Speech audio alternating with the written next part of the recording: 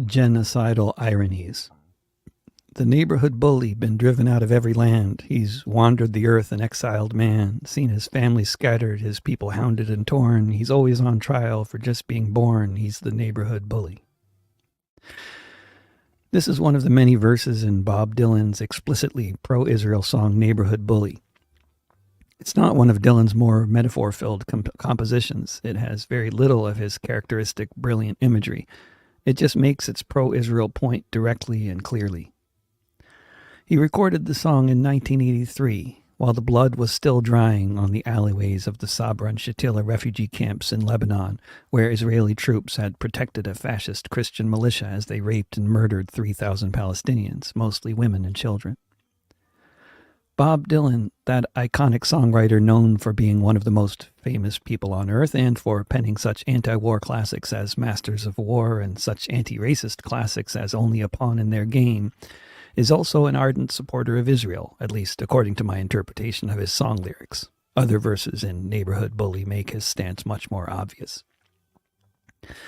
Dylan is far from alone as a person known for his otherwise progressive views who has extremely regressive views when it comes to the question of Israel and the long-standing practice of apartheid enforced there by the state with the army, in which Palestinians are not welcome, in which Palestinians have been dispossessed at gunpoint of 92% of their land so far, with the rest of it under Israeli military rule.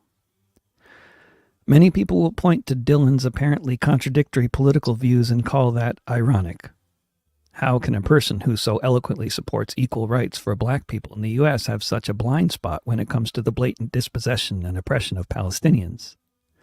How can someone write such blistering verse in opposition to the American war machine while at the same time, or technically about 20 years later, embracing the country that is the biggest recipient of U.S. military aid?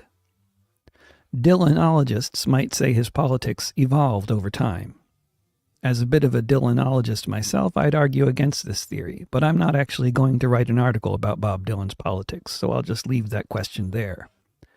My point here is Dylan is not alone in having these obvious contradictions in his worldview. He's one of many. But Dylan explains this apparent irony in his song, which is why I think it's such a good song, though I also find it profoundly disagreeable. Those who are bullied don't automatically or even usually become lifelong advocates for all of the oppressed people of the world. More often, they lay low and try to avoid the bullies for the rest of their lives. Perhaps just as often, they become bullies themselves. Anyone who has known other people on this planet can probably easily agree with what I'm saying from your own life experience. Did everyone you know who was bullied as kids become anti-bullying activists for the rest of their lives afterwards? No. By my observation of the 25 countries I've spent much time in, and by my reading of history, it's very much the same with societies. Politics and history are complex, and there are many explanations for why things play out differently at different times in different places. But taking the example of what they called the refugee crisis in Europe in 2015, when a lot of non-European refugees were trying to escape the war zones of Syria, Iraq, Afghanistan, Eritrea, etc., the countries where refugees seem to have received the warmest welcome have been some of the countries in Europe that have, at this point, experienced generations of prosperity and are some of the most egalitarian societies on earth today, such as Sweden and Germany. By contrast, in places like former Yugoslavia, the Czech Republic, and Hungary, all places with a much more recent history of bloodshed and forced migration, the largely Muslim refugees were decidedly less welcome. Of course, the welcoming of Ukrainian refugees throughout Eastern Europe since February 2022 has been nothing short of amazing, with millions of Ukrainians absorbed into neighboring countries, staying in people's homes without even the need for any refugee camps to be set up. When the refugees are being oppressed by a country you also identify as an oppressive regime, they look and act more like you do. They feel like they're a part of your broader tribe and not from outside of it, and most of them are women and children rather than young men. It's obviously a different situation. We all love the stories of people opening their doors and their hearts to the other and living out the kinds of values that are cherished, at least somewhere along the line, by all the religions that I've ever heard of, represented for the Christians in verses like Matthew 25:35. But by my observation, the saying, "whatever doesn't kill you makes you stronger," often is not true. It has often been observed that there seem to be a disproportionately large number of people of Jewish lineage represented in the ranks of the left, among those who are known voices or organizers within movements to stop war, welcome refugees, build labor unions, and institute progressive policies of all kinds in the US, the UK, and lots of other countries with significant Jewish populations. There are once again complex reasons why this is the case, but certainly a good part of the explanation might sensibly be understood to be this kind of solidarity orientation is the result of centuries of oppression. In my own travels around Israel, my experience with most of the Israelis of Jewish lineage that I met was of a people who had a wide variety of views on everything, most of them progressive. I met many Israeli citizens who grew up in the US, the UK, or Australia, and who had been involved with the same anti-war and anti-racist movements that Bob Dylan sang about. And when it came to the question of the Palestinians, I also met Israelis who were all over the place politically. I met many Israeli anarchists and other radicals who were regularly putting their lives on the line to oppose the ongoing annexation of more and more of the West Bank. I know many Israelis who left the country in order to avoid serving in a military enforcing policies they couldn't support. But when the Second Intifada started in September 2000, most of the Israelis of Jewish lineage that I had previously condemned, that I had met previously, condemned me for my sympathies with the uprising. It became abundantly clear to me from personal experience that where the progressive views of so many Israelis end is where Palestinians, Iraqis, or other Arabs are concerned. When we examine the history of the 20th century and also consider what we know of how humans may behave under the influence of unspeakable oppression, it becomes easier to understand why we are witnessing the horrors we are now watching unfold in Israel, the West Bank, Lebanon, Syria, and especially Gaza. I wrote a recent essay contrasting two hugely important events that took place in different parts of the U.S. in the year 1921. Both involved many thousands of working-class veterans of the First World War. In Oklahoma, where the very influential working-class union had been violently repressed by the state years earlier, there was a racist pogrom with an entire black neighborhood burned to the ground by a white mob.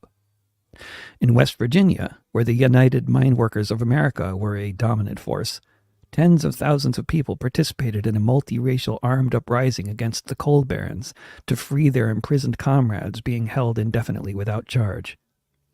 Both events overwhelmingly involving white working-class American veterans of the First World War, both in the same country in the same year, but so radically different from each other, due, in my view, to differing circumstances.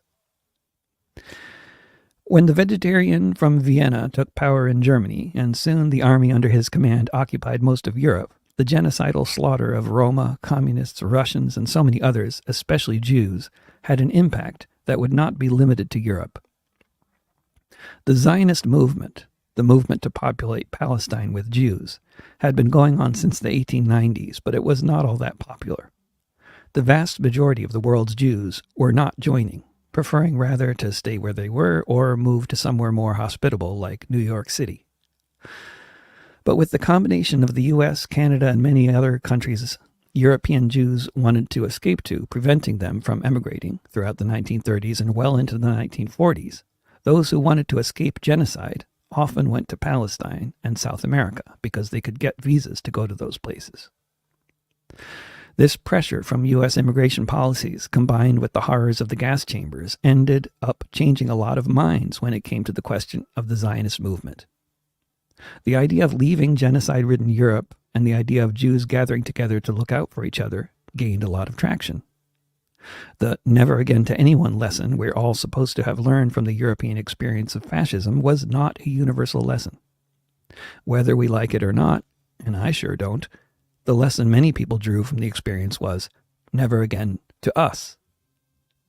The idea of the State of Israel committing genocide against Palestinians is only ironic if you assume that the Nazi Holocaust taught all of those who survived it, that universal love and the brotherhood of man was the only way forward.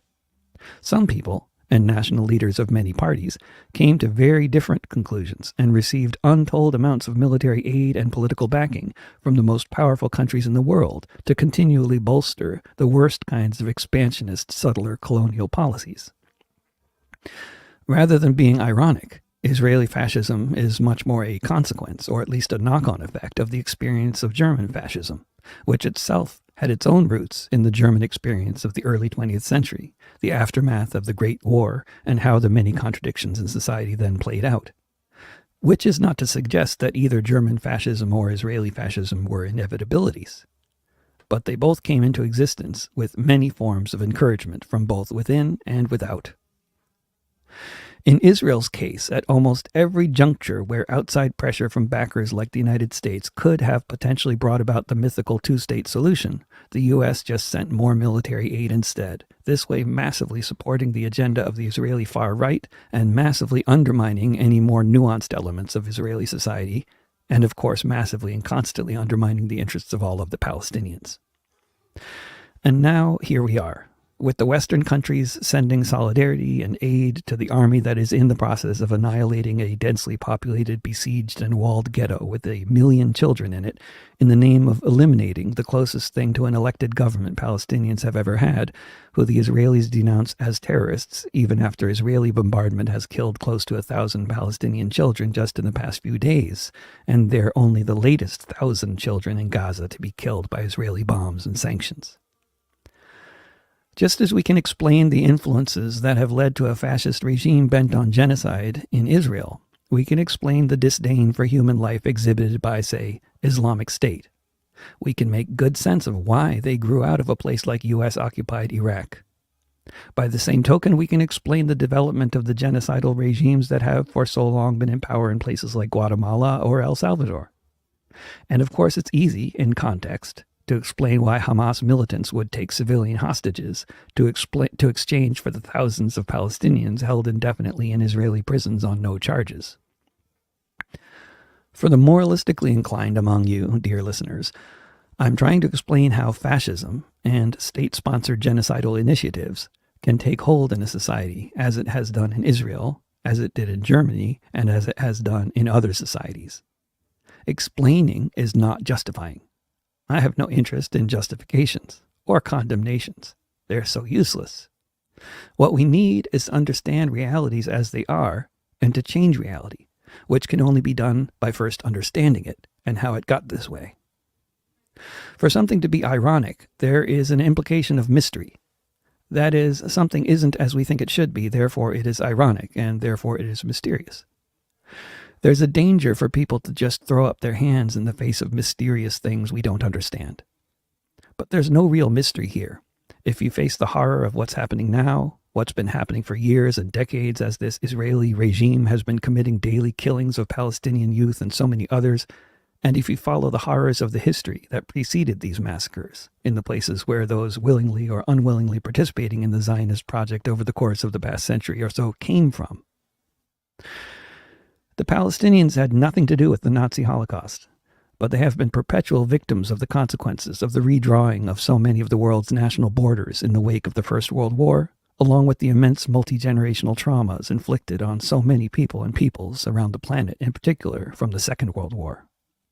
Traumas, it seems to me, which have remained raw for the past 75 years of the failed settler colonial project on Palestinian land, which has produced so much violence and discord, most especially for Palestinians, but also for so many innocent Israelis who happened to be sitting on a bus that had a soldier on it and were blown up along with the soldier, or who died in so many other equally horrific circumstances, such as by getting mowed down while running away from machine gun fire after spending the night dancing at a festival.